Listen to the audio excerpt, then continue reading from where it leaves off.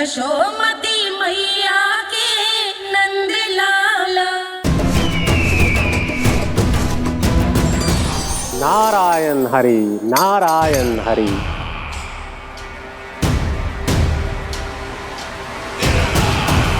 प्रणाम देवर्षि। किस योजना में कितना लाभ है और कितनी हानि, यह आंकलन करते करते थक गए होंगे मथुरा नरेश। देवर्षि, आज मेरा ध्यान कैसे आ गया आपको? आप तो सदैव ही मेरे ध्यान में रहते हैं महाराज कंस।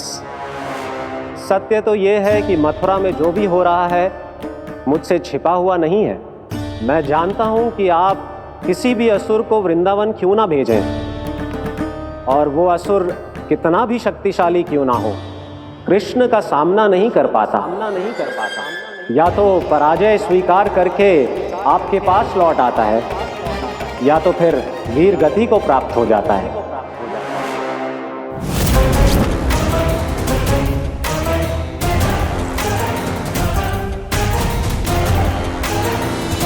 वाह, मुझे मेरी असफलताएं स्मरण कराने आए हैं, मेरे घाव को खुरेदने आए हैं, उन पे नमक छिड़कने आए हैं। मित्र को शत्रु समझने की भूल मत कीजिए महाराज कंस। मैं तो आपकी सहायता करने आया हूं। हाँ, और मेरी सहायता। कृष्ण विष्णु अवतार है, आप विष्णु के भक्त हैं। मैं हूं विष्णु द्रोही, फिर भी तो आपके आराध्य को हानि पहुंचाना चाहता है, उसकी सहायता करना चाहते हैं आप। क्या आप निश्चित रूप से कह सकते हैं कि आप ब्रह्मांड के सभी नियमों को अच्छी तरह समझते हैं? अवश्य। आपके लिए बस इतना ही जानना पर्याप्त होगा कि मैं जो कुछ भी कर रहा हूं उसके लिए मेरे व्यक्तिगत कारण हैं। मैं तो बस आपके हित में पिछली बार की तरह एक सुझाव लेके आया था, पर यदि आप मेरा सुझाव सुनना भी नहीं चाहते तो आपकी इच्छा। नारायण हरि, नारायण हरि। कारण चाहे जो हो, इनके पिछले सुझाव के कारण ही आज मेरे शत्रुओं की संख्या कम है। अन्यथा मैं देवकी के अन्य पुत्रों को भी जीवित छोड़ देता, और आज वो सब अपने भाई के साथ मिलकर उसकी शक्ति को अनेक गुना बढ़ा देते। ठहरिए देवऋषि।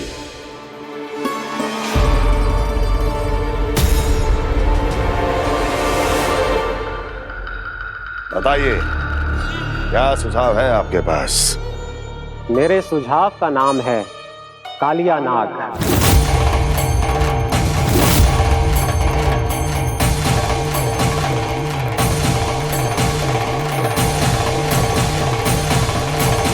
उसके विषय में मैं जानता हूं देवर्षि। तो समस्या ये है कि मैं स्वयं उससे मिलने नहीं जा सकता, उससे भेंट नहीं कर सकता। उस कृष्ण की हत्या के लिए उसको वृंदावन जाने के लिए तैयार नहीं कर सकता। तो मत जाइए उसके सामने, और ना उसे भेजिए कृष्ण के सामने। हर बार आप किसी न किसी असुर को अपने शत्रु के क्षेत्र में भेजते हैं, जहां शत्रु उसका सामना करने के लिए पूरी तरह से तैयार होता है और आपका असुर मारा जाता है। इस बार शत्रु को युद्ध स्थल चुनने का अवसर मत दीजिए महाराज। इस बार योजना का जाल ऐसे बुनिए कि कृष्ण स्वयं उसके पास जाने के लिए विवश हो जाए। कालिया नाग स्वयं काल है, मृत्यु का दूसरा नाम है। उसके विष का उपयोग अपने लाभ के लिए कीजिए महाराज। वैसे कालिया के विष की अधिकता का अनुमान तो होगा ही आपको।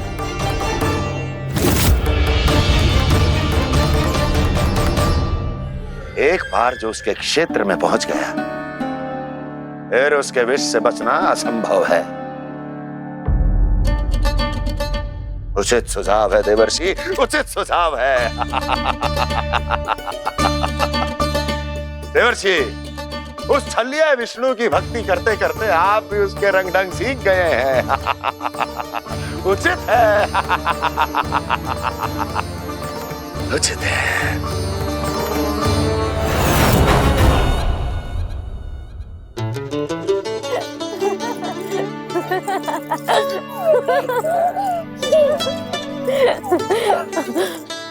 बस बस, बहुत आनंद ले लियो लल्ला। बस अब दूध पी ले। ठहर ठहर, गर्म है। जी ले ले।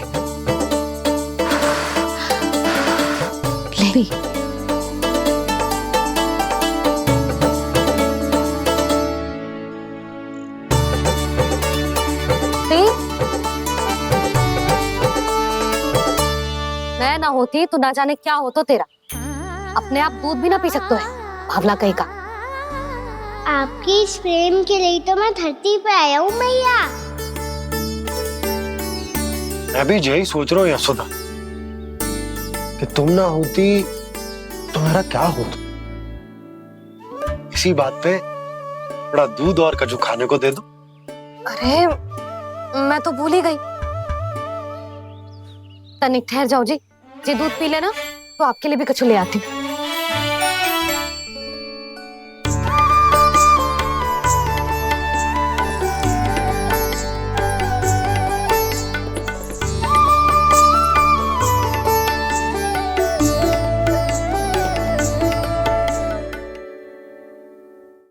प्रणाम महाराज।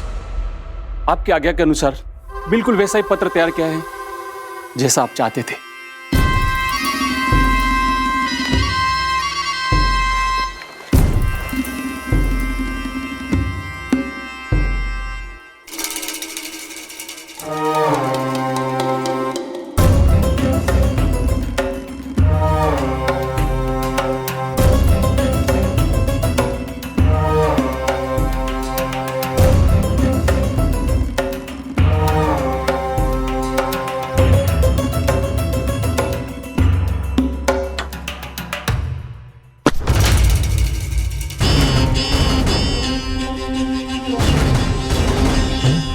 कृष्ण जन्म से लेकर आज तक ये मेरी सबसे महत्वपूर्ण योजना है। इसका सफल होना निश्चित है दूत, किंतु केवल वही करना जैसा मैंने कहा है। जाओ।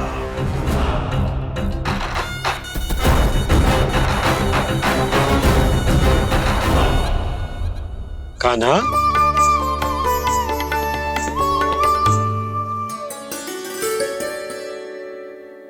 क्या होगा?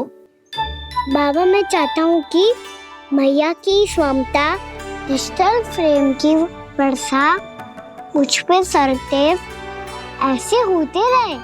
वो तो होती रहेगी लल्ला। अपने लल्ला के लिए किसी मैया का प्रेम कभी कम हो सकता है भला? नंदराज, वो मथुरा से एक दूत आयो है महाराज कंस का राजपत्र लेके।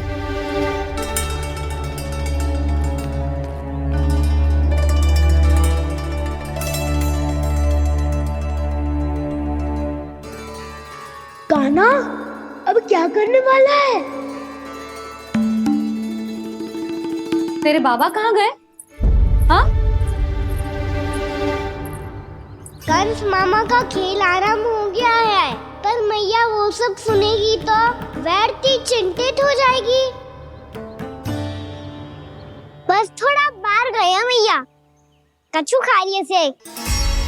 बाहर इस समय? मैया क्या होगा? मैया देखो ना, पीठ पे कछु हो रहा है। मेरा हाथ ना पकड़ो, आप करो ना।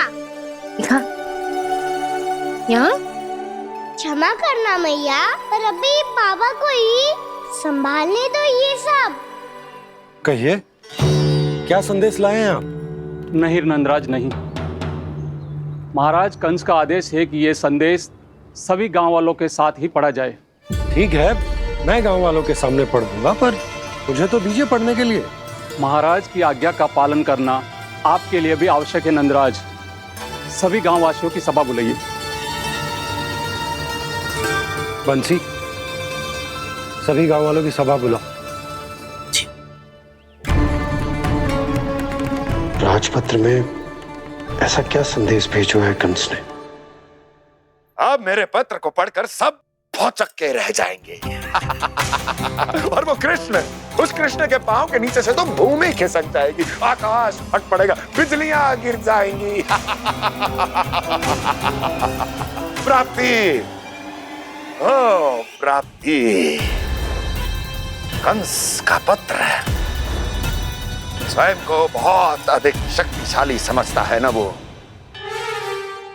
अब देखता हूं कैसे वो इस महासंकट का सामना करता है। वो कृष्ण, वो अपनी मृत्यु स्वयं चुनेगा या मृत्यु की वेदी पर चढ़ा देगा प्रिय वृंदावन वासियों को।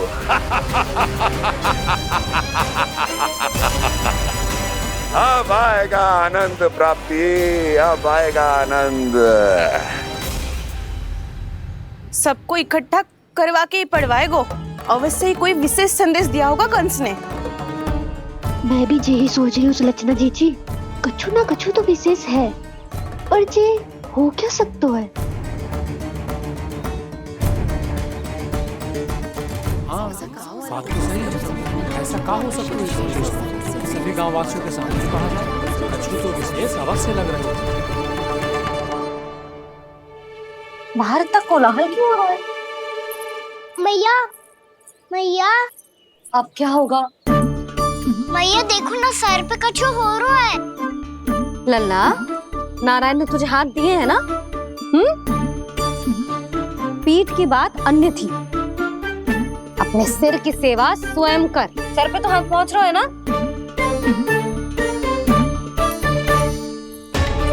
मैया सुनो ना, मैया देखो ना, तीव्र कर कछु हो रहा है। मैया देखो ना, तीव्र कछु हो रहा है।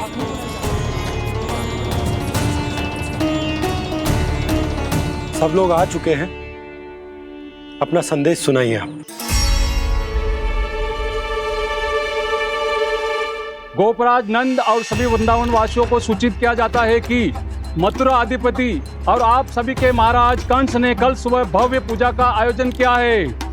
इसके लिए राज्य को वृंदावन के क्षेत्र के निकट यमुना नदी के मध्य में खिलने वाले 1 कोटि कमल के पुष्पों की आवश्यकता है। इसीलिए आप सभी को यह आदेश दिया जाता है कि ये सभी कमल के पुष्प प्रथम पहर से पहले राजसभा में पहुंचा दिए जाए। इतने सारे पुष्प, वो भी प्रथम पहर से पहले कैसे हो सकते हैं? यदि आप ऐसा करने में असफल रहे तो इसे राज आज्ञा का उल्लंघन माना जाएगा और राजद्रोह के आरोप में आप सभी को कड़े से कड़ा दंड दिया जाएगा। स्मरण रहे, यदि कल की पूजा में इन 1 कोटि कमल के पुष्पों का ना पहुंचने के कारण कोई व्यवधान आया तो समस्त वृंदावन वासियों को दोषी माना जाएगा और पूरे गांव को निवासियों सहित धूल में मिला दिया जाएगा। कल प्रथम पहर तक का ही समय है आप सबके पास।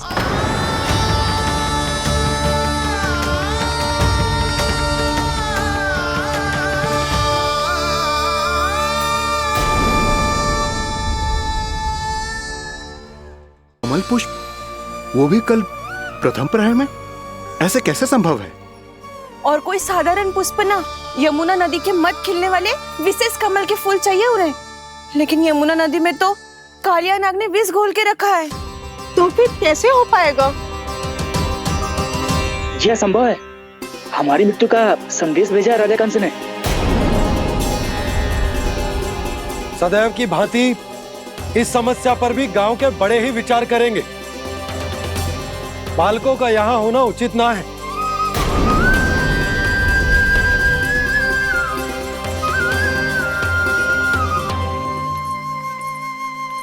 लल्ला, ले जे गेंद ले, जा अपने सखाओं के साथ खेल। सुबह उज्जवल, मधुमंगल वसंता, देखो मैया ने क्या दिया है। चलो खेले, बहुत आनंद आएगा आज।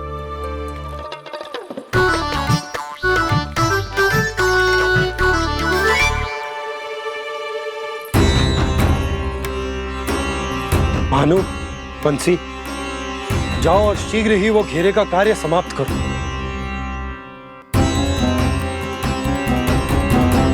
पर कछु ना कछु तो करना पड़ेगा ना। पर हम कर ही क्या सकते हैं? पुष्प लाने को और कोई उपाय है भी तो ना। मैं चला जाऊंगा जमुना जी में। वैसे भी मेरे जीवन के कितने दिन शेष बचे हैं। गांव के लिए, समाज के लिए कुछ करके मरूं, तभी तो शांति मिलेगी। ना काका, यदि आप उस विषैले जल में छलांग लगा भी दोगे, किंतु 1 कोटि कमल पुष्प एकत्रित कर पाना आपके लिए संभव ना है। इससे अच्छा है कि मैं चला जाऊं।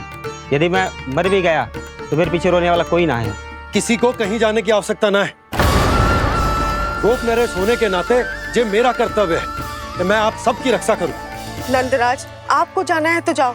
हरिया, काका, भैया सब चले जाओ। लेकिन आपको पता है वहाँ का जल कितना विषैला है। आप लोग एक क्षण भी जीवित नहीं रह पाओगे। फिर कैसे इकट्ठा करेंगे 1 कोटि कमल पुष्प? आप बात तो सही कह रही हैं शांति। उस दुष्ट कंस ने ऐसी मांग रख के हम सबको फंसा दी। हम में से कोई भी क्यों ना चला जाए और इस संकट का समाधान ना निकले को। कान्हा, बताना कौन सा खेल खेलें? गेंद पकड़ खेलते हैं। पर एक बात सुन लो सब, कोई भी तीव्र गति से ना फेंकेगा गेंद को। भैया ने फ्रेम बनाई है मेरे लिए। सब तैयार हो?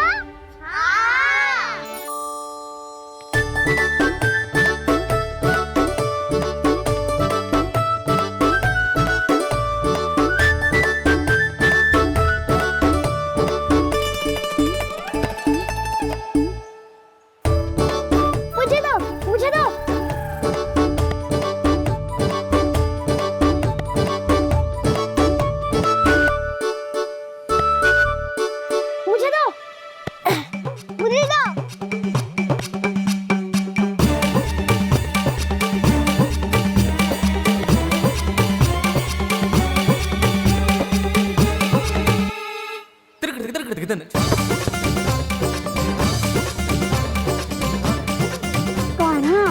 इतनी धीरे से फेंकेगो तो कैसे आनंद आएगो? थोड़ा बल लगा के फेंक। हाँ कान्हा, हम अभी बड़े हो गए हैं, तू अब भी छोटे बालकों की तरह फेंक रहा है।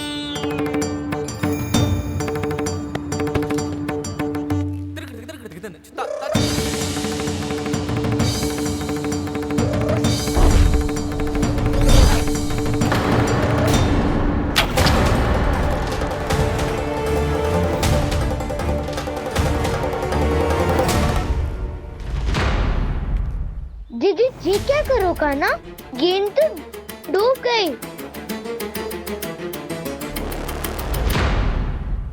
अच्छा, तो ये सब इसकी योजना का भाग था ताकि ये कालिया का सामना कर पाए। तुम सबने तो कही थी तीव्र गति से फेंको। देखो फिकवा दी ना मेरी गेम। मुझसे नदी में। अब मुझे जाके लानी पड़ेगी। रुक जा कान्हा, रुक जा कान्हा। जी क्या बोल रहे थे कान्हा? इसमें तो बहुत संकट है। कोई भी संकट मेरी मैया का उपहार खोने से बड़ा ना है। बहुत प्रेम से बना के उन्होंने दी थी।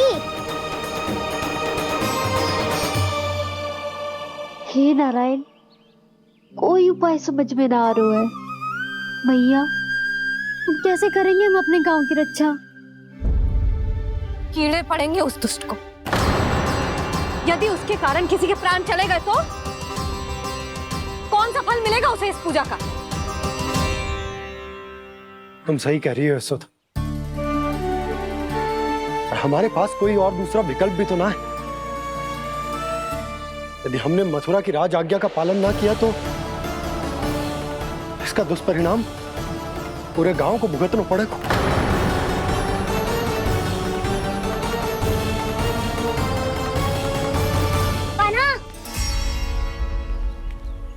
तुम्हें पता है कि तो भगवान है, दिव्य है, बहुत शक्ति है तुझमें।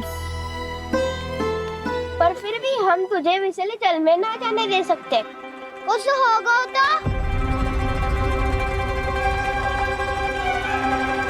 तुम सब इतनी हट कर रहे हो तो ठीक है, ना जाऊंगा। गेंद कहाँ गिरी है, कितनी दूर गई है, ये तो देख लो, ताकि उसे बाहर निकालने का कोई उपाय ढूंढ पाओ।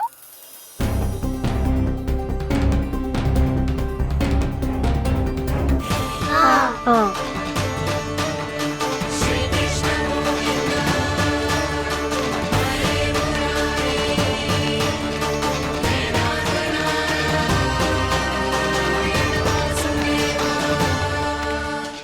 कान्हा की ये लीला तो समझ ही नहीं आ रही।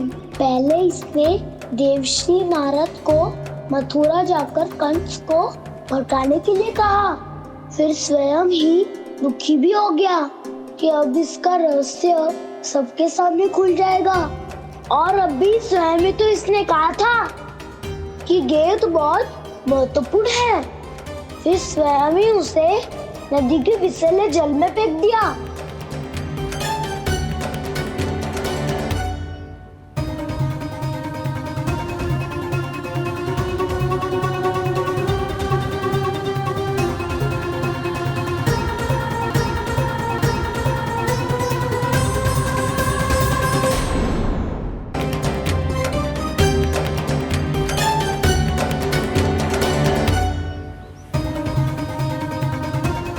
कान्हा, तू ऊपर क्यों चढ़ रहा है? अरे ऊंचाई से देखूंगा तभी तो गेंद दिखेगी।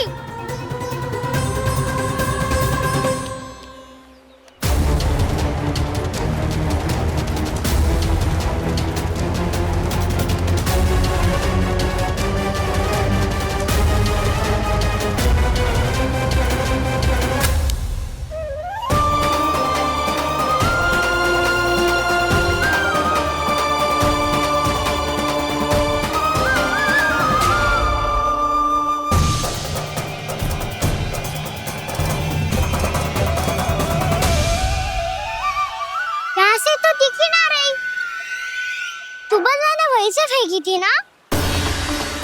ना, वहाँ से फेंकी थी। कहाँ से? देखा ना, वहाँ से।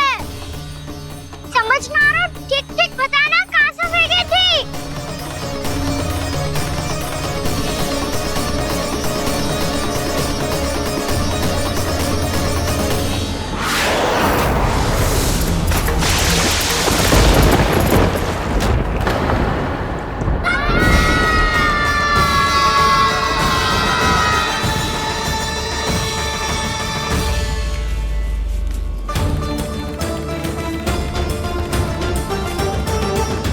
कालिया नाग के क्षेत्र में जाकर कोई भी जीवित वापस ना लौट सको।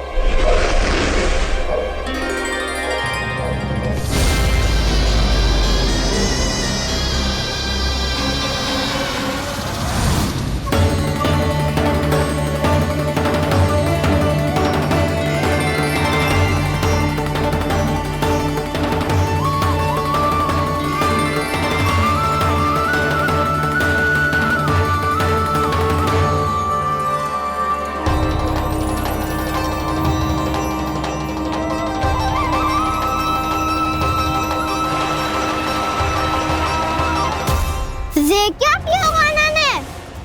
कालिया नाग तो उसे देखते ही निकल जाएगा।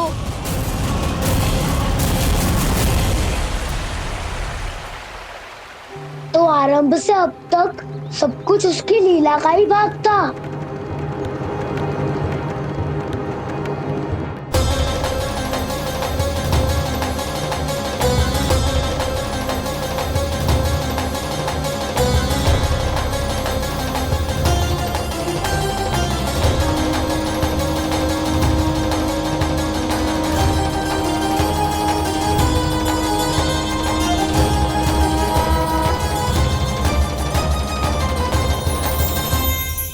इतना सुंदर रूप मन मोहने वाली मुस्कान, अद्भुत तेज और भगवान जैसी दिव्यता।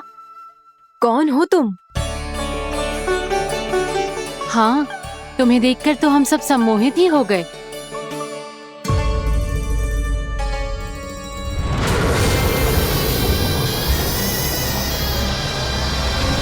तुम जो भी हो बालक, वापस लौट जाओ। हमारा हृदय तुम्हें ही देखते रहना चाहता है, किंतु यदि हमारे पति जाग गए तो तुम्हें अवश्य हानि पहुंचाएंगे। ये बहुत विषैले है बालक, कालकोट जैसे भयानक। इनके विष से तुम नहीं बच सकोगे। नंदराज, कालिया नाग के विष का प्रभाव बढ़ते ही जा रहा है। पहले 8 कोस तक उसके विष का प्रभाव था, अब तो 1 योजन से अधिक क्षेत्र में फैलो है। जल पीने के प्रयास से अनेक पशु मारे गए हैं और नदी के निकट के वृक्ष और वनस्पति सब नष्ट होने लगे।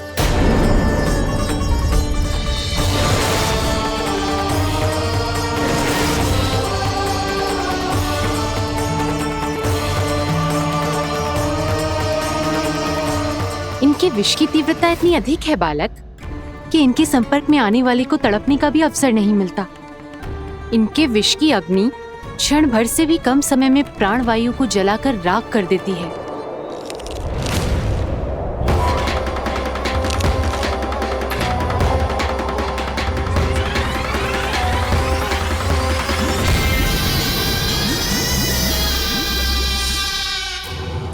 तब तो समस्या और भी गंभीर हो जाएगी।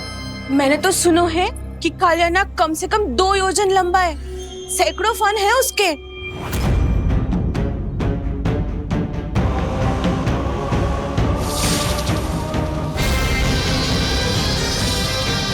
इसका अर्थ तो ये है कि हम दोनों ओर से फंस गए। एक और कंस को 1 कोटि कमल पुष्प देने जो कि कालिया नाग के क्षेत्र में पड़ते हैं, और दूसरी ओर उस कालिया नाग का विष यमुना जी के क्षेत्र में बढ़ता ही जा रहा। इसके कारण हम ही नहीं, निर्दोष पशु पक्षी भी संकट में। इन दोनों समस्याओं का एक ही समाधान है, उस कालिया नाग का सामना करना। और ये ना समझ आ रहा कि हम ये करेंगे कैसे, क्योंकि ये बात साधारण मनुष्य के बस की ना है। हमारे लिए ये असंभव है।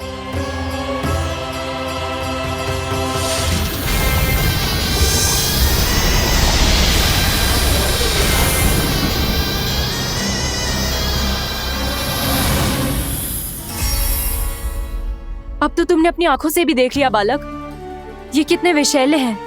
नींद में भी विष उगलते हैं। इससे पहले कि तुम्हें कुछ हो जाए, चले जाओ यहाँ से, मान लो हमारी बात। आप सब मुझे जानती भी नहीं और फिर भी मेरी इतनी चिंता कर रही हैं आप। माँ की ममता भेदभाव नहीं जानती। तुम भी किसी के पुत्र हो और हम सब भी माँ हैं। एक माँ को हर बालक में अपनी ही संतान दिखाई देती है, इसलिए हम तुमसे विनती करते हैं, वापस चले जाओ, बचा लो अपने प्राण। मेरी चिंता मत कीजिए, मुझे कुछ नहीं होगा। होगा, अनर्थ होगा यदि ये उठ गए तो।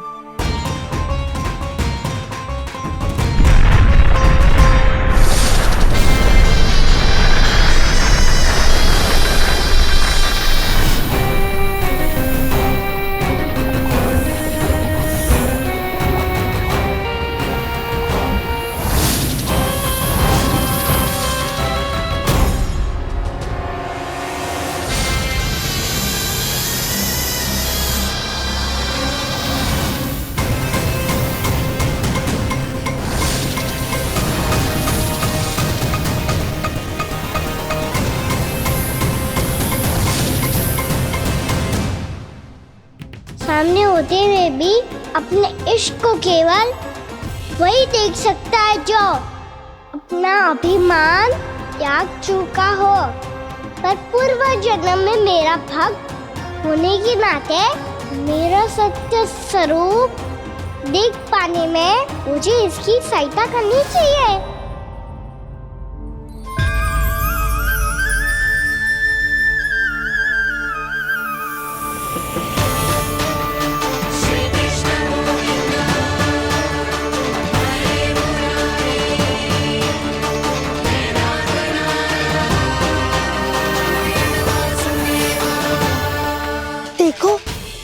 छोटा सा कान्हा जैसे डट के खड़ा हुआ है, इतने विशालकाय, इतने महाभयंकर सबके सामने।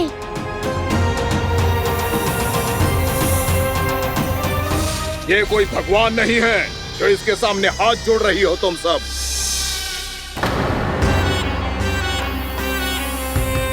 एक सामान्य साधारण बालक है ये, जो ये तक नहीं जानता कि इसके सामने है इसका काल, कालिया। तू कौन है बालक? मेरे इतने निकट आकर भी तू जीवित कैसे है? मेरी नहीं, अपनी चिंता करो कालिया। बहुत मनमानी कर ली तुमने। अब बस मैं तुम्हें रोकना हूँ। अब बस मैं तुम्हें रोकना हूँ। मैं तुम्हें रोकना हूँ। बित्ते भर का है तू, मेरे विष के बारे में जानता ही क्या है? और कहता है मुझे रोकने आया है। किससे? किससे रोकना चाहता है तू मुझे? मुझे क्रोध दिलाने की भूल मत कर बालक। अपनी फुंकार से ही तेरी इस मुस्कुराहट को अंतिम मुस्कुराहट बना सकता हूं मैं। शीघ्र बता, कौन है तू और किसने भेजा है तुझे? तुम्हें आवाज भी है कि अपनी पुकारों से तुम कितना विष भूल चुके हो। पवित्र यमुना नदी को कितना दूषित कर दिया तुमने। और यही नहीं, तुम्हारे कारण निकट के जीव जंतुओं, वृक्ष, वनस्पतियों सबको हानि पहुंच रही है। तो क्या? मुझे उससे क्या? मुझे है आपत्ति है मुझे तुम्हारी इस व्यवहार से, और इसीलिए तुम्हें यहाँ से जाना होगा। यहाँ से जाना होगा।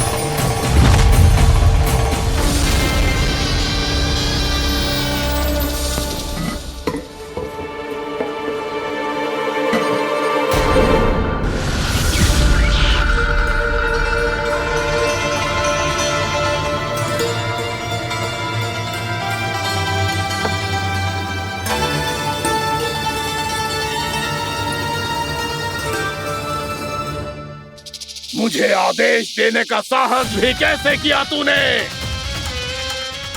इस क्षेत्र को मैंने अपना राज्य बनाया है। मेरा परिवार रहता है यहाँ, और तू मुझे यहाँ से जाने के लिए कह रहा है? हाँ, क्योंकि तुम्हारे यहाँ रहने के कारण अन्य जीवों को हानि हो रही है, और मैं ऐसा नहीं होने दे सकता। मैं तो बस वही कर रहा हूँ जो एक सर्प का स्वभाव है। विष फैलाना स्वाभाविक है मेरे लिए। इसलिए मुझे चुनौती मत दे बालक। चुनौती तो मैं दे चुका हूँ कालिया। अब तो बस तुम्हें स्वीकार करनी है।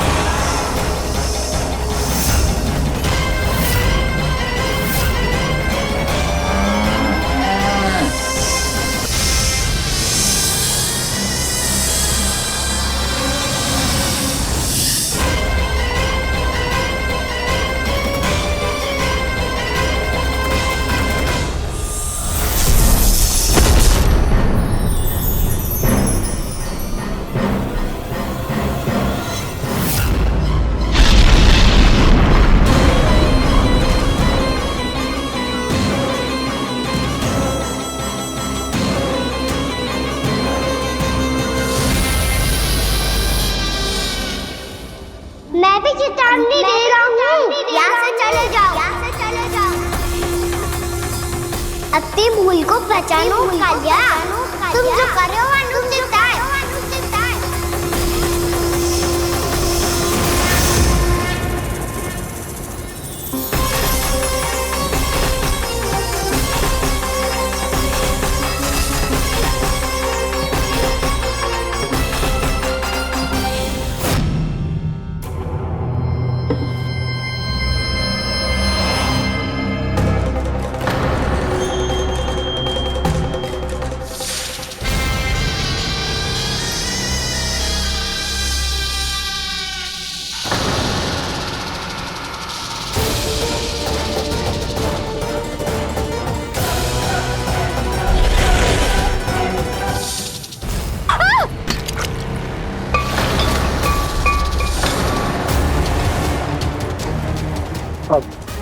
मैं आता हूँ। क्या हो गया सुधा? मुझे आवाज हो रहा है जी, कछु ना कछु गड़बड़ है। यशोदा, जो समस्या हमारे सामने है, हम सभी उसका समाधान खोजने में जुटे। तो तुम विश्वास करो, मैं कोई ना कोई समाधान अवश्य ढूंढ लूंगा। हम कैसे भी करके वो कमल के पुष्प उस कंस तक पहुंचा देंगे। नाना, समस्या उससे कहीं अधिक है, उससे कहीं अधिक बड़ी, उससे कहीं अधिक भयानक है।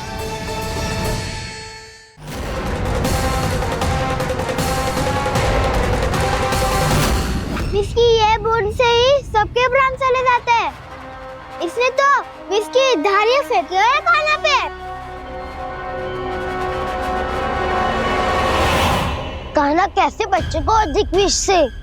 इसका विष तो क्या, ये सर स्वयं भी छू तक नहीं पाएगा हमारे कान्हा को।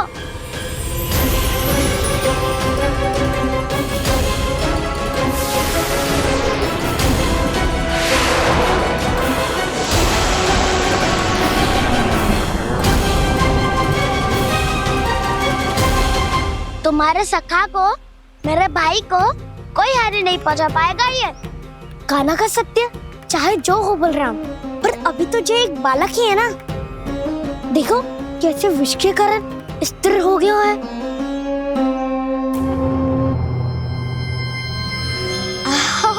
हाउ सर्फ ने कितनी आसानी से अपनी पूंछ से बांध लिया है। मुझे यहाँ से भगाना चाहता था ना तू? अब मैं तुझे दिखाऊंगा अपना सामर्थ्य। ये मूर्ख किसे बांधना चाहता है अपनी पूंछ में? उन्हें जिनका विस्तार सारे ब्रह्मांड में है, या उन्हें जो स्वयं अनंत है? पर देवराज, प्रभु ऐसा करने ही क्यों दे रहे हैं कालिया को? आप सब भूल रहे हैं देवगण, कालिया पूर्व जन्म में प्रभु का बहुत बड़ा भक्त था। उसी भक्ति का फल मिल रहा है अब इसे। वैसे भी भक्तों के मन का भाव सबल हो तो भगवान तो सहज ही बंध जाते हैं।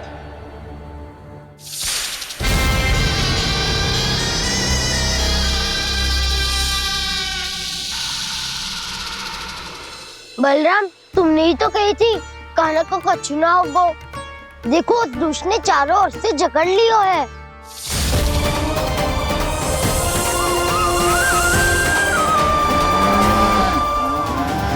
जी क्या कह रही हो तुम? सुधा जी, क्या हुआ? घबरा क्यों रही हो आप? सुलक्षणा, मुझे आभास हो रहा है कुछ बहुत बड़ी अनहोनी हो गई है। नंदराज, नंदराज, नंदराज!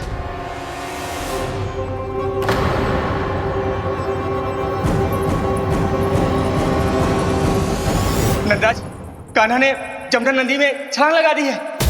कान्हा ने जमना नदी में छलांग लगा दी है। कान्हा ने जमना नदी में छलांग लगा दी है। कान्हा जमना में कूद गया है। मुझे लगा था आज कछु गड़बड़ होने वाली है। मुझे आज कान्हा को ना जाने देना चाहिए था।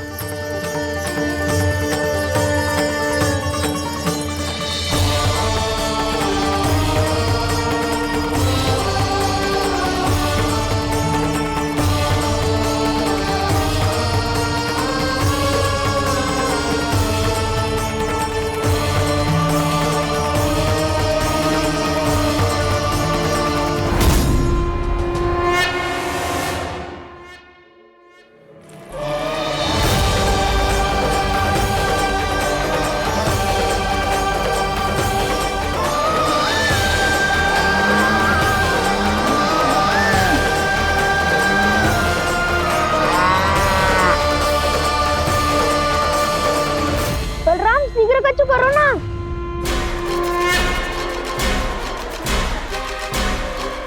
कुछ भी करो पर कान्हा को बचाओ।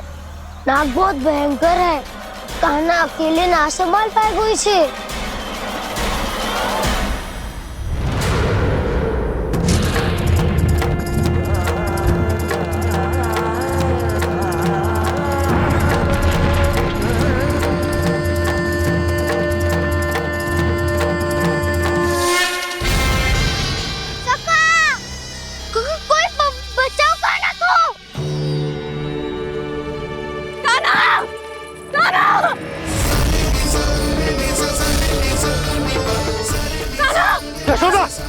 यशोदा रुको। छोड़ दो मुझे, छोड़ दो मुझे। रुक जीजी, संभालो, बावली हो गई क्या?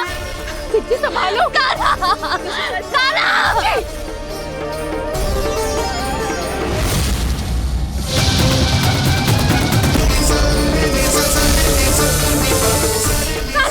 यशोदा, यशोदा रुको।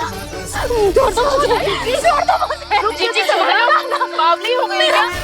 जीजी संभालो। कान्हा, कान्हा। देखो अब कैसे तुम्हारे अस्थियों को तोड़कर छोटे छोटे टुकड़ों में बदल दूंगा मैं।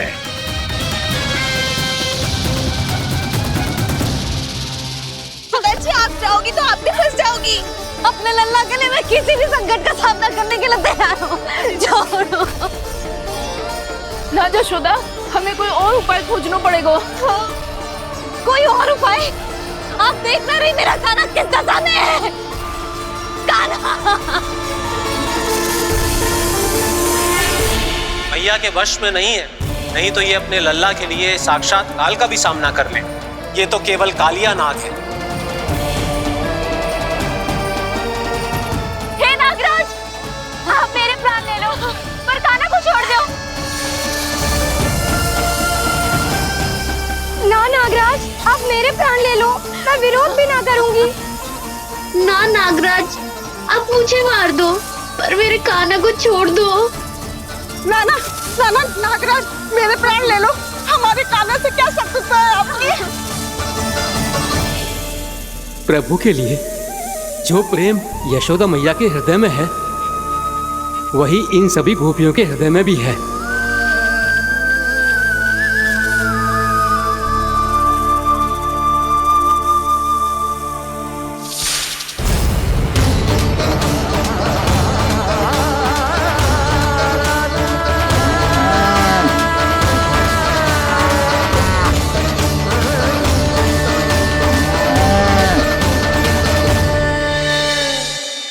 यशोदा, यशोदा, देखो इन गोप गोपियों को, इन गैयाओं को, इन सब के मन में भी तुम्हारी भांति ही ममता भरी हुई। वो सब भी कान्हा से उतना ही प्रेम और स्नेह करती हैं, उतनी ही ममता से भरी हुई है जितनी कि तुम। तो तुम ही सोचो, जिसके साथ इतनी ममता और इतना स्नेह, इतना प्रेम, उसका कोई क्या कर सकता है? उस कालिया नाग का वेश इस सब आशीर्वादों के सामने कछु न है। कछु करो जी, उसे बोलो वो मेरे प्राण ले ले, मेरे कान्हा को छोड़ दे। यशोदा,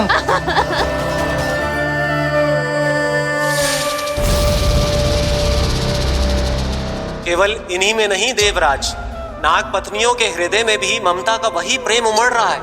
देखिए। मैं आपके हाथ जोड़ती हूँ स्वामी, इस बालक को छोड़ दीजिए। ये अवश्य ही कोई दिव्य आत्मा है स्वामी। हम आपसे विनती करते हैं स्वामी, इस नन्हे बालक को हानि मत पहुंचाइए स्वामी।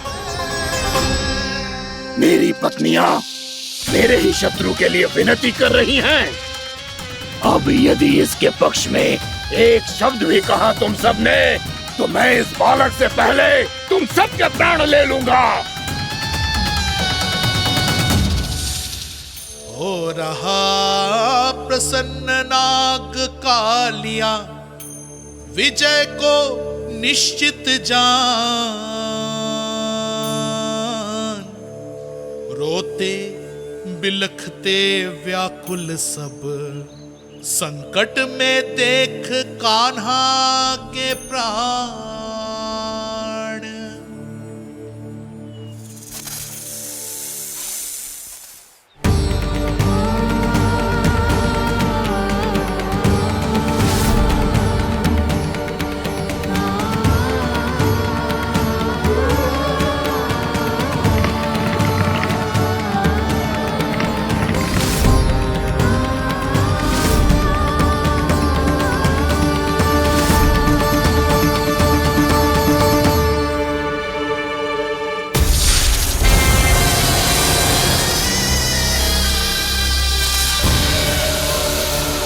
कुछ करो जी, मेरे लल्ला को बचा लो, कोई तो कुछ करो। जीजी संभालो जीजी ना। यशोदा, यशोदा तुम शांत हो जाओ, मैं कान्हा को वापस लेकर आऊंगा, मैं रक्षा करूंगा उसकी। ना नंदराज, नंदराज नहीं, कम से कम आप तो समझो नंदराज, कालिया के पास आप जाओगे तो आप भी फंस जाओगे।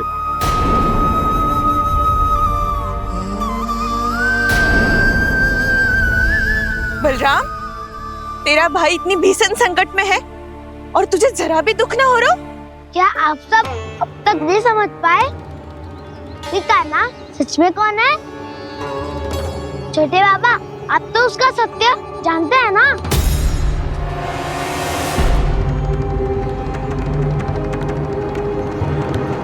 मानता हूँ कि आप सब कान्हा के रहस्य के बारे में नहीं जानते, पर क्या उसके जन्म से आज तक घटी एक से बढ़कर एक विचित्र घटनाओं को भी भूल गए हैं आप सब?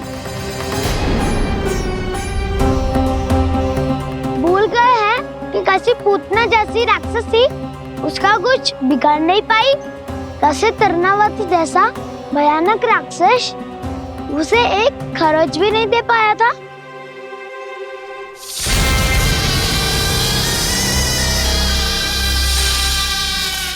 आप सबने अपनी आंखों से देखा था ना, बकासुर से कान्हा की रक्षा करने देवता स्वयं आए थे, पर सत्य तो ये है कि वो सभी देवता भी उस असुर के सामने असमर्थ हो गए थे। तब कान्हा ने बहुत ही आसानी से उस भयंकर असुर का वध किया था, एक ही बार में धराशायी कर दिया था उसे। तो आप सभी सोचिए, बार बार ऐसे असाधारण कार्य करने वाला बालक साधारण कैसे हो सकता है? अब तो आरंभ से ही सारा सत्य जानते हैं छोटे बाबा। रहस्य छुपाने में सदैव काला की सहायता करते आए आप, और आज आप स्वयं ही उसके सत्य को भूल रहे हैं। और तुम सब भी तो जानते हो कान्हा की शक्तियों के बारे में, तो क्या तनिक भी विश्वास ना है अपने सखा पे? बलराम, जे तू क्या कह रहा है?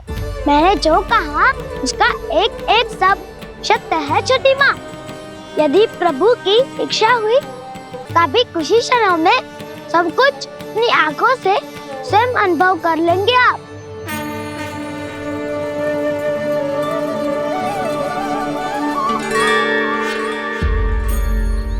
शांताकारं भुजगशयनं पद्मनाभं सुरेशं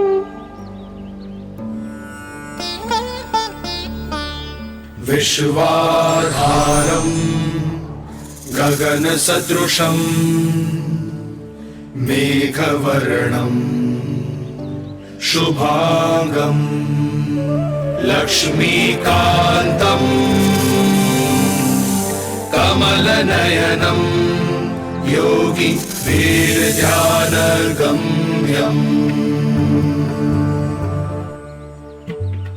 वन्दे विष्णुं भवभयहरं सर्वलोकैकनाथम्।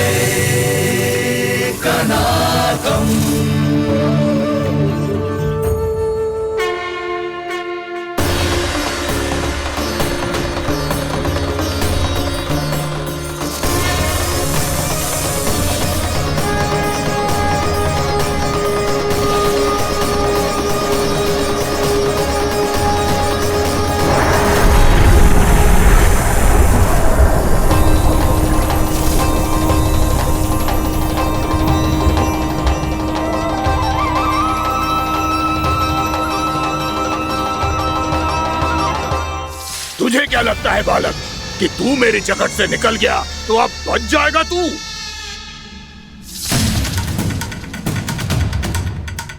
मेरे विष से अपनी प्राण रक्षा करने में सफल रहा, मेरी जकड़ से भी छूट गया, पर मेरे दंश से नहीं बच पाएगा।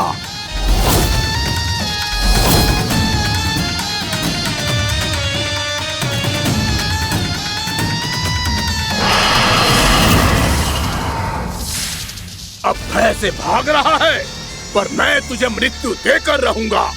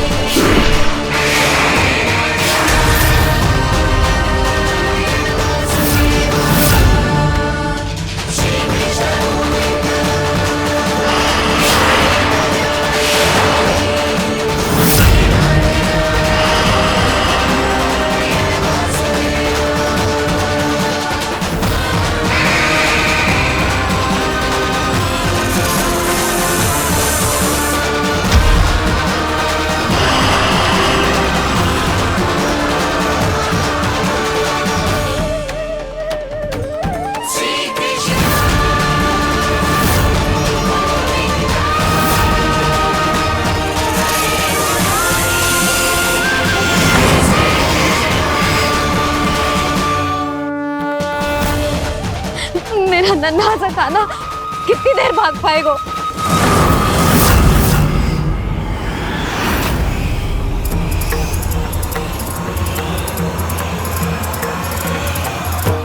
और कितनी प्रतीक्षा करोगे मेरी भक्त कालिया? भक्त नहीं, काल हूं मैं तेरा। जब अहंकार का मुकुट बुद्धि को ढक लेता है तो भक्त अपने भगवान को भी नहीं पहचान पाता। व्यर्थ की पहेली में मत उलझा बालक, ना मैं भक्त हूँ और ना तू भगवान।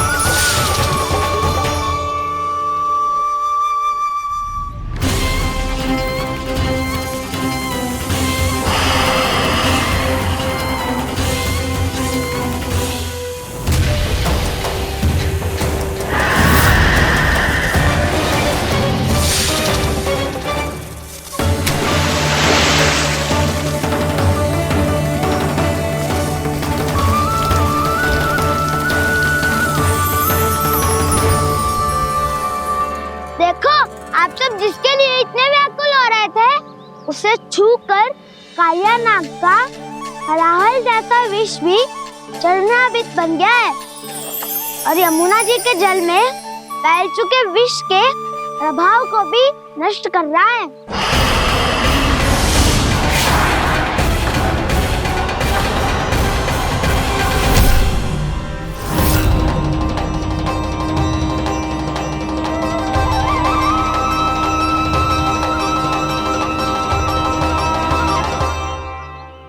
धर्म रक्षक अधर्म विनाशक प्रभु श्री कृष्ण का कौशल सचमुच अद्वितीय है।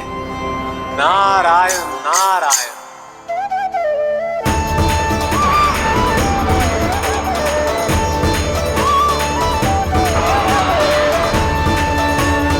मेरा भार तुम्हारे भीतर के अहंकार का प्रतीक है कालिया। अब तुम्हारा अहंकार, तुम्हारा अनपान मेरे पाँव के नीचे है और तुम्हारी पूंछ अर्थात तुम्हारे प्राण मेरे हाथ में। अब तुम क्या करोगे भक्त?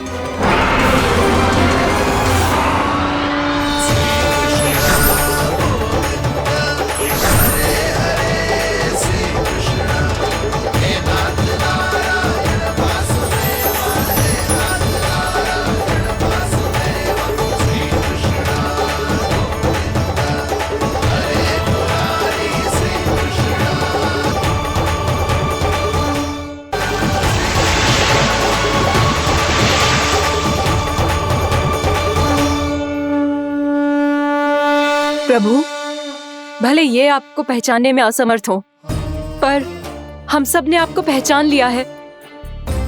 हाँ प्रभु, एक भक्त होने के नाते और एक अर्धांगिनी और माँ होने के नाते मैं आपसे इनके प्राणों की भिक्षा मांगती हूँ। अपनी कृपा दिखाइए और इन्हें क्षमा कर दीजिए। आपके लिए मित्र और शत्रु में कोई अंतर नहीं प्रभु। उसी तरह आपकी कृपा और दंड में भी कोई अंतर नहीं। दोनों दया ही तो हैं, अकारण ही किसी को प्राप्त नहीं होती। हमें विश्वास है कि हमारे पति को मिला ये दंड कोई अभिशाप नहीं है, आपका वरदान है। ये सत्य है प्रभु कि इनसे बहुत से पाप हुए हैं। इनके विष से बहुत सारे जीव जंतु को हानि पहुंची है, पर अब आपके चरण इनके शीश पर पड़ गए हैं। ऐसी कृपा तो बड़े बड़े महान महात्माओं को भी दुर्लभ है, और इन्हें प्राप्त हुआ तो अवश्य ही ये किसी महान पुण्य का ही फल है। हे प्रभु, उन्हीं पुण्य कर्मों की शक्ति का आह्वान कर मैं आपसे विनती करती हूँ, इन्हें प्राण दान दीजिए। मैं अपने इस भक्त को क्षमा अवश्य करूंगा देवियों, यदि ये अपने अहंकार को त्याग कर मुझे पहचान ले तो।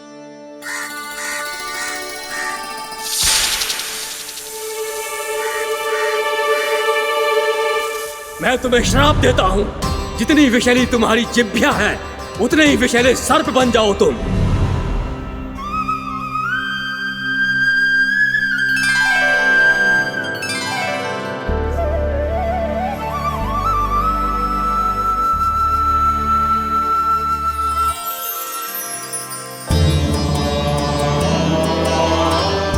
नारायण, मुझे क्षमा कीजिए नारायण। मैं तो आपका परम भक्त था, किंतु मैं आपको पहचान नहीं सका। इसका दंड तो मुझे मिलना ही था, किंतु मैं अब प्रायश्चित करना चाहता हूं। इसके लिए यदि आप मेरे प्राण भी ले लेंगे तो भी मुझे कोई दुख नहीं होगा। मैं अपना जीवन, मृत्यु और अपना अस्तित्व सब कुछ आपको समर्पित करता हूं। मैं तुम्हारे क्रोध के कारण श्राप मिला, जिसे विशाल सर्प के रूप में तुम्हारा जन्म हुआ, और सर्प का तो स्वभाव है विष फैलाना। इसीलिए तुम्हें दंड नहीं दूंगा मैं। शेष सभी अपराधों का पश्चाताप कर लिया, इसीलिए मैं तुम्हें क्षमा करता हूँ कालिया।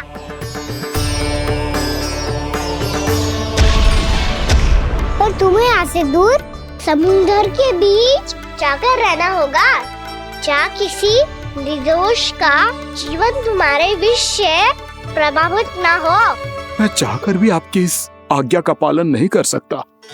मैं असमर्थ हूँ प्रभु, क्योंकि यदि मैं इस क्षेत्र को छोड़कर गया तो मेरी मृत्यु निश्चित है।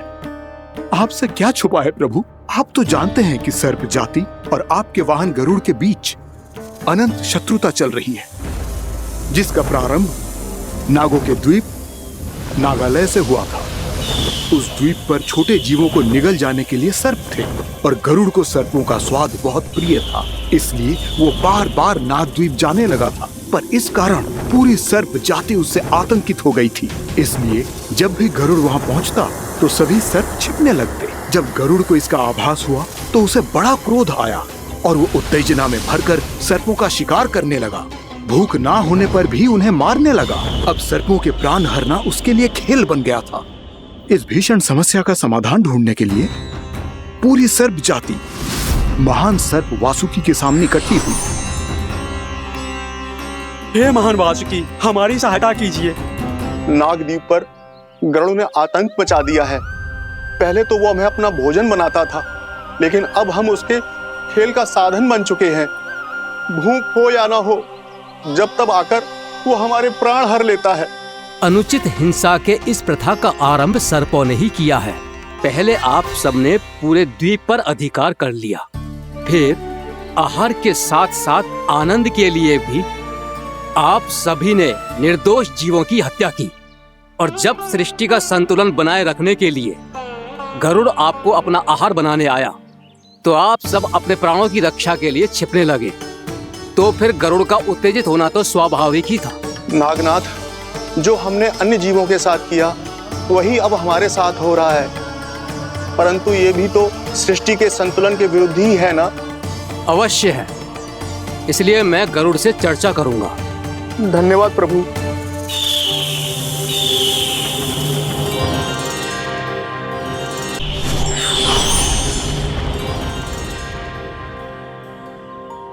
श्री नारायण के वाहन पक्षीराज गरुड़, मैं संपूर्ण सर्प जाति की ओर से आपसे एक निवेदन करने आया हूँ। कहिए, क्या कहना चाहते हैं आप? हे पक्षीराज, यदि आप हम पर ऐसे ही आक्रमण करते रहे तो शीघ्र ही हमारी प्रजाति समाप्त हो जाएगी। इसीलिए हमारी आपसे विनती है, यदि आप उचित समझें तो सर्पों के किसी एक घर से हम आपको एक सर्प प्रतिदिन अर्पित करेंगे। आप उसको आहार बनाइए और अन्य सर्पों को जीवित रहने का अधिकार दीजिए। मुझे स्वीकार है। तब से प्रतिदिन किसी एक घर से एक सर्प गरुड़ के भोजन के लिए भेजा जाने लगा। समय के साथ मेरे घर की भी बारी आई, परंतु मैंने एक बहुत बड़ी भूल कर दी। समय आ गया है स्वामी, आज गरुड़ के आहार के लिए इसे चुना गया है। कौन है यह गरुड़ और क्यों दूं मैं इसे कोई भेंट? स्वामी, सभी सर्प राज्यों और गरुड़ के बीच में यही समझौता हुआ है, हमें इसका सम्मान करना ही होगा। मैंने कोई समझौता नहीं किया, मैंने कोई वचन नहीं दिया और ना ही मैं किसी गरुड़ से भयभीत होता हूँ। यदि इस राज्य में किसी को सर्पों को अपना आहार बनाने का अधिकार है तो वो केवल मुझे है। अब से गरुड़ को दी जाने वाली हर भेंट मुझे दी जाएगी, महाविषधारी महान नागराज कालिया को। ये और कुछ नहीं, मेरा अभिमान था प्रभु, और ये मेरे इस जन्म की सबसे बड़ी भूल थी, क्योंकि फिर जब गरुड़ को इस बारे में पता चला तो। कालिया, अभिमान में आकर तूने अपने काल को ललकारा है। जिस कालिया के नाम में ही काल छिपा है, तू उसे ललकारने का दुस्साहस कर रहा है। गरुड़ स्वयं को भगवान विष्णु का वाहन कहता है, तो वाहन का ही कर्म कर। स्मरण रख, इस धरती के सर्वश्रेष्ठ योद्धाओं के लिए भी मैं मृत्यु का दूत हूँ। विनाश काले विपरीत बुद्धि। तुझ जैसे मूर्ख सदा इस युक्ति को सार्थक करते आए हैं। अपने विनाश को आमंत्रण किया है तो अब भोग।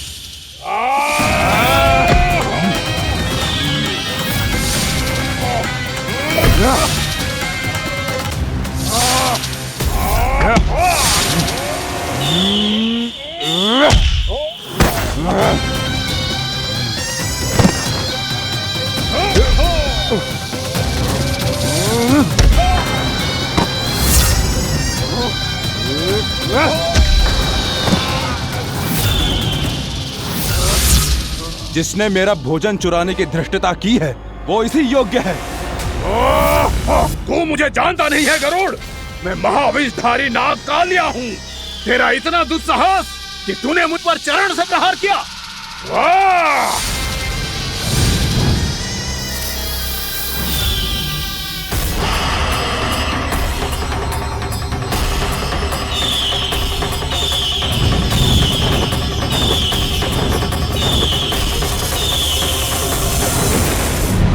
मैं अपने अभिमान में भूल गया था कि गरुड़ मुझसे कहीं अधिक शक्तिशाली है। इसलिए अपने प्राणों की रक्षा करने के लिए मैं एक स्थान से दूसरे स्थान भागने लगा। नदियां, पर्वत, यहां तक कि मैंने सागर भी लांघ डाला, पर मैं जहां भी जाता गरुड़ के रूप में मेरा काल वहीं आ जाता।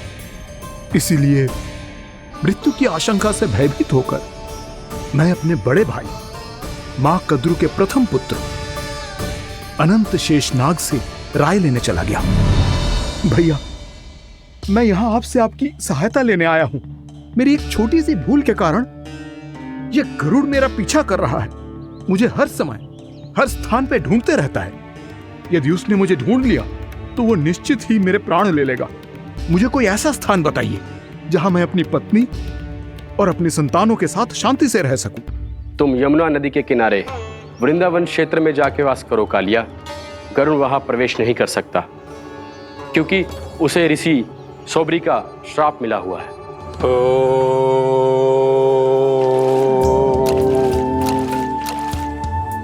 ध्यान और तपस्या का नित्य कर्म करते हुए ऋषि के मन में मछलियों के प्रति प्रेम भाव इतना बढ़ गया कि वो भूल गए सभी जीव खाद्य श्रृंखला का भाग होते हैं, और मछलियां भी इस नियम की अपवाद नहीं है। उन्हें मछलियों की अटखेली इतनी अच्छी लगने लगी कि वो इस क्षेत्र के मछुआरों को भी मछली पकड़ने की अनुमति नहीं देते थे।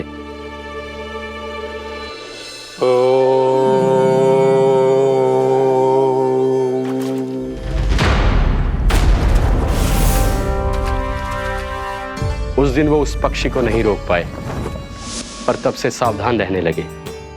यहां तक कि अपने साधना से भी अधिक ध्यान वो पक्षियों पर केंद्रित करने लगे।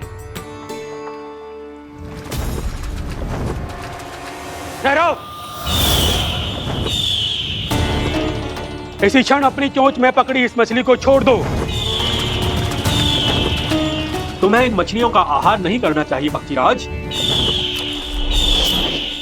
ये तो खाद्य श्रृंखला का नियम है ऋषिवर। यदि मैं इनका आहार नहीं करूंगा तो कोई और पक्षी कर लेगा। मैं अपने आनंद या प्रतिशोध के लिए इनके प्राण नहीं ले रहा। ये तो बस मेरा भोजन है। पर यह मेरा तपस्या स्थल है। तुम यहाँ शिकार करके मेरी साधना में विघ्न नहीं डाल सकते पक्षीराज। यदि आपकी यही इच्छा है तो मैं आज के बाद यहाँ नहीं आऊंगा।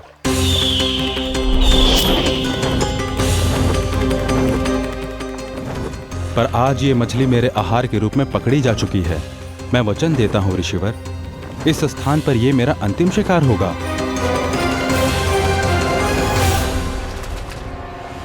आज के बाद यदि तुमने वृंदावन के निकट उड़ान भी भरी तो तुम सैकड़ों टुकड़ों में फटकर मारे जाओगे पक्षीराज। ये मेरा श्राप है।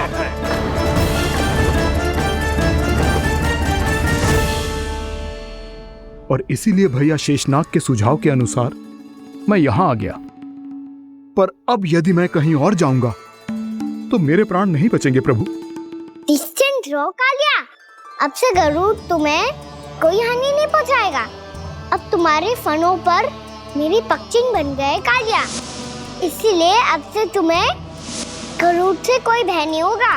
निश्चिंत होकर अपने परिवार के साथ गहरे समुद्र में चले जाओ और सुख से शांति से निवास करो। पर ध्यान रहे निर्दोष जीवों को हानि ना पहुंचे। आपने मुझे जीवन दान दे दिया प्रभु, इस उपकार से मैं कृतज्ञ हूँ प्रभु। आदेश दीजिए, मैं आपकी सेवा कैसे करूं? तुम्हारे जल क्षेत्र से 1 कोटि कमल पुष्पों को लेने की अनुमति दे दो कालिया। यह मेरी सेवा होगी प्रभु। ये तो मेरा सौभाग्य होगा।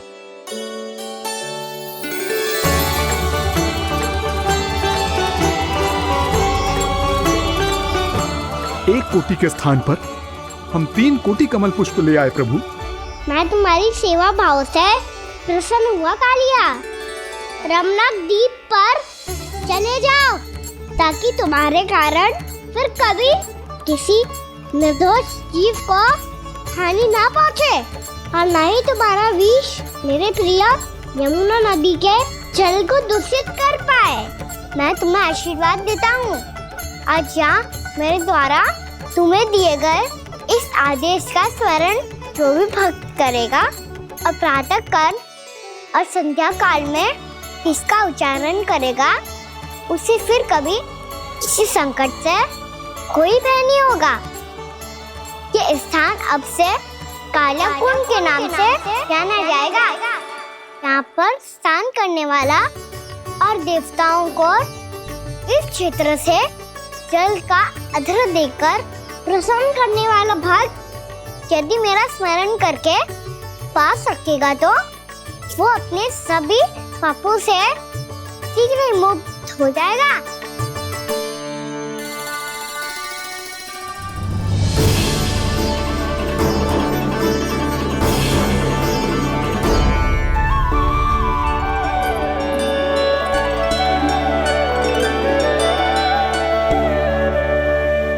कौन है जी भगवान जिसने अभी अभी कालिया जैसे विशाल विस्तर का सामना किया? क्या एक साधारण बालक जो शीत की अधिकता से ठिठुर रहा है? क्या करूं? मैं लल्ला को ममता के आंचल में छुपा लूं या भक्त बनकर प्रभु की लीला देखती रहूं? क्या करूं मैं? कितना ठंडा था जल, बहुत सर्दी लग रही है। सर्दी से तड़पते हुए कैसे देखूं इसे? अभी जाके अपने पल्लू से सुखाती हूँ, हृदय से लगा के स्नेह की आंच दूंगी तो सर्दी पल भर में छूमंतर हो जाएगी।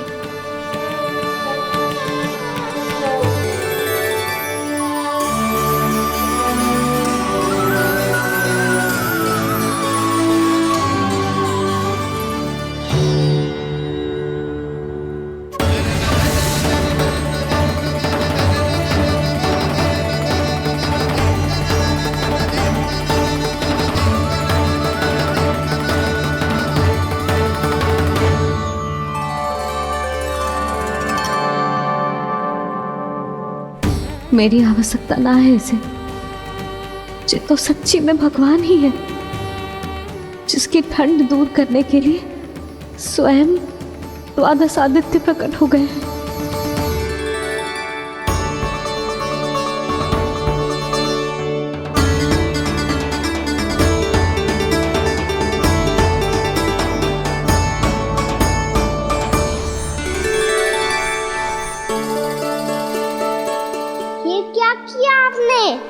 मैया मुझे अपने हृदय से लगाने वाली थी कि आप सब प्रकट हो गए।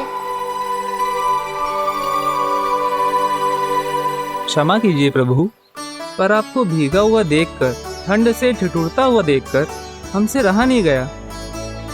हम अपने वश में नहीं थे प्रभु। भक्ति से भावुक होकर हम प्रकट होने पर विवश हो गए थे। हमारी किरणें जैसे स्वयं ही फूट पड़ी और दौड़ पड़ी आपको सुखाने के लिए। मैं आपका प्रेम, आपकी भक्ति समझता हूं आदित्यगण, और इसीलिए इस समय मैं जहां खड़ा हूं, इस स्थान को द्वादश आदित्य टीला के नाम से जाना जाएगा। द्वादश आदित्य टीला के नाम से जाना जाएगा। हम धन्य हो गए प्रभु। अरे कहाँ जा रहा है? जो गड़बड़ किया है उसे सुधारिए तो सही। प्रभु आज्ञा दीजिए।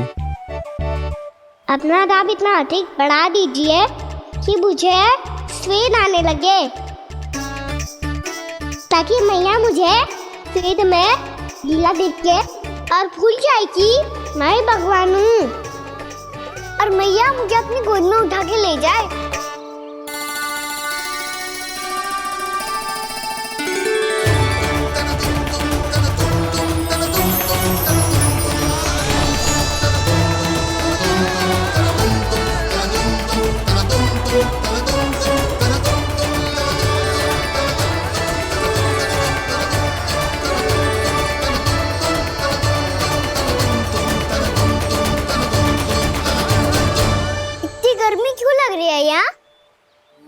स्वेद की एक बूंद भी आती थी तो मैं अपना आंचल लेकर पहुंच जाती थी इसके पास। जानती ही नहीं थी कि ये तो स्वयं वायुदेव को आदेश दे सकते हैं कि वो बहने लगे और उसका सारा स्वेद सुखा दे। वायुदेव की आवश्यकता नहीं है मैया, मुझे आप ही चाहिए। लगता है जिस बात का भय था वही सत्य होने लगी है। भैया मेरे भगवान रूप को भूल नहीं पाएगी और अब मेरे लिए उनसे सत्य छुपा कर रख पाना कठिन हो जाएगा।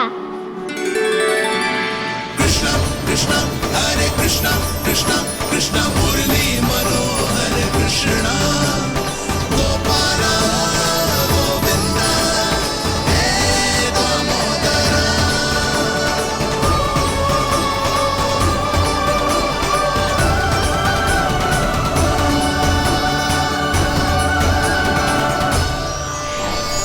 प्रभु, आपके श्वेत से बने इस रसंगदान सरोवर का प्रणाम स्वीकार कीजिए।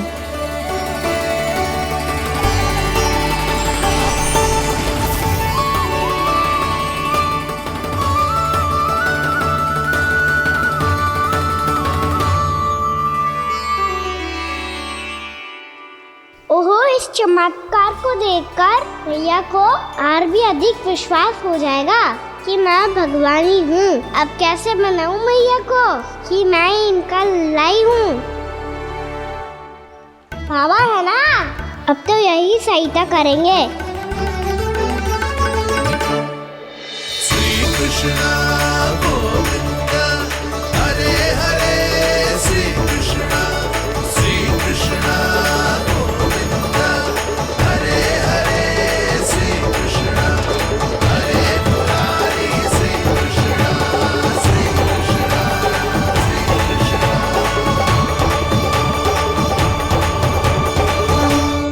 ओए कोटी ना, मैंने तो 3 कोटी कमल पुष्पों का प्रबंध कर दिया है और चिंता करने की आवश्यकता ना है।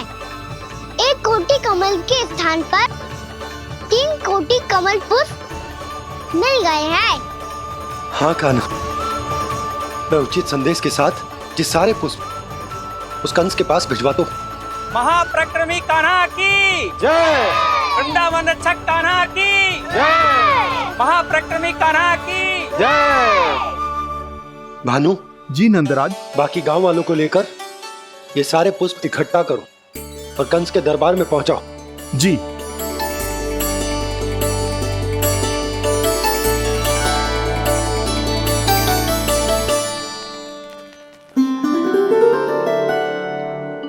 मैया, कौन हो तुम? मुझे पता था मैया, जब आपको सत्य पता चलेगा तो आप मुझे मैया की तरह स्नेह ना कर पाओगी, इसलिए आज तक सत्य छुपाते आया हूँ ताकि आपकी ममता, आपका प्रेम अनुभव करने का अवसर मिलता रहा है मुझे। और फिर आज को बताया था ना,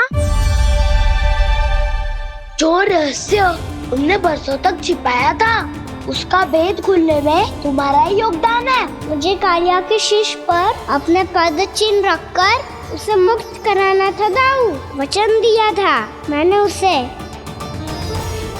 इसके अतिरिक्त निर्दोष पशु पक्षियों के जीवन को कालिया के विष से ही बचाना था मुझे। इसमें कंस को तो सम्मिलित करना ही था ताकि जब मैं कालिया का सामना कर रहा हूँ तो वो किसी और असुर को समस्या बनाकर वृंदावन ना भेज दे। पर इस सबसे बड़ा एक कारण और था दाऊ, मैं चाहता था कि मैया को सत्य पता चल जाए। पर क्यों कहा ना? क्योंकि मुझे लगने लगा था कि मैया से ये रहस्य छुपाकर इनके साथ धोखा कर रहा हूँ। अपराध बोझ से दबा जा रहा था मैं।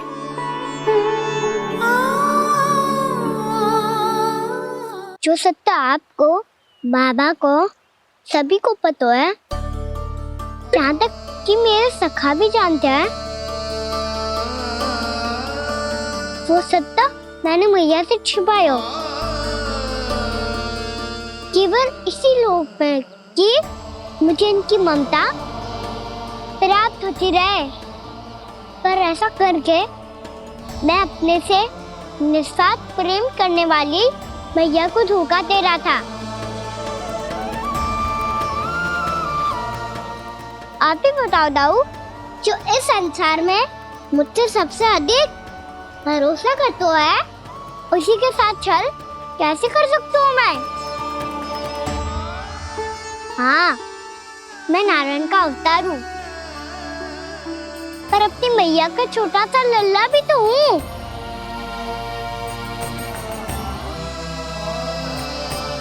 इसीलिए तो यमुना जी में छलांग लगाने का एक कारण इस गेंद को लेने जाना भी था। ने स्नेह से बनाई थी मैया ने गेंद, इसे अपने से दूर कैसे होने देता मैं? आपको आभास भी ना है मैया कि आप मेरे लिए कितने महत्वपूर्ण हो। ये सत्य है कि सभी देवता, प्रकृति, भक्त, ये सब है मेरा ध्यान रखने के लिए, मेरी सेवा करने के लिए। पर क्या इनमें से कोई भी मेरी मैया का स्थान ले सकता है? और आप भी तो यही चाहती थी कि मैं आपका लल्ला बन के आऊं, कि मैं आपका लल्ला बन के आऊं, मैं आपका लल्ला बन के आऊं। आज जैसे आपने मुझे अपनी गोद में लिटा रखा है, क्या कुछ ऐसा नहीं हो सकता कि शीघ्र ही मुझे आपको अपनी गोद में खिलाने का अवसर मिल जाए? मैया, नारायण का अवतार होना क्या इतनी बड़ी समस्या है कि आप हृदय से भी राह लगा सकते? मैया,